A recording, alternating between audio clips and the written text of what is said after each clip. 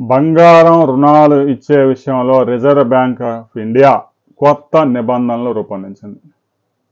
అటు ప్రభుత్వ రంగ బ్యాంకులతో పాటు ప్రైవేటు ఫైనాన్స్ సంస్థలు బంగారం రుణాల విషయంలో అనేక అవకతవకలకు పాల్పడుతూ ఉన్నాయి అని కంప్లైంట్స్ రావడంతో బంగారం రుణాలు ఇచ్చే విషయంలో రూల్స్ మరింత కఠినతరం చేసింది.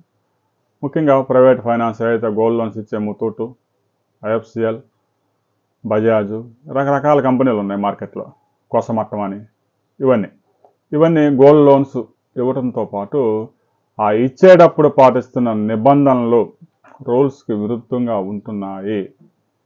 బంగారం మీద ఇచ్చే రుణం విషయంలో వినియోగదారులని పెద్ద ఎత్తున మోసం చేస్తూ ఉన్నారు అనే విషయాన్ని రిజర్వ్ బ్యాంక్ ఆఫ్ ఇండియా ఇప్పటికి గ్రహించింది.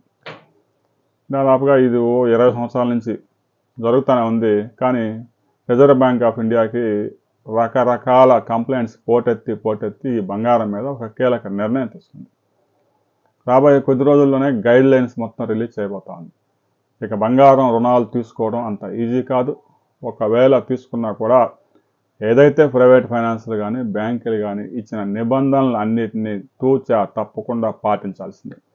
ఎందుకంటే రిజర్వ్ బ్యాంక్ ఆఫ్ ఇండియా నుంచి వచ్చే అధికారులు ప్రతి 3 నెలలకు ఒకసారి ఆయా బ్రాంచీలకు వచ్చి చెకింగ్స్ చేస్తారు. నిబంధనలకు విరుద్ధంగా కనుక బంగారాలు తాకట్టు పెట్టుకుంటే ఆ బ్రాంచీలను సీజ్ చేసే ప్రమాదం ఉంది. రాబోయే కొద్ది రోజుల్లోనే రిజర్వ్ బ్యాంక్ ఆఫ్ ఇండియా నియమ నిబంధనలతో ఒక నోటిఫికేషన్ విడుదల చేయబోతా ఉంది. ఆ నోటిఫికేషన్ వచ్చిన తర్వాత ఏ రూల్స్ దాంట్లో పొందుపరిచారు అనే వివరాలతో మనం మరిన్ని వివరాలతో మరో వీడియోలు తెలుసుకుందాం.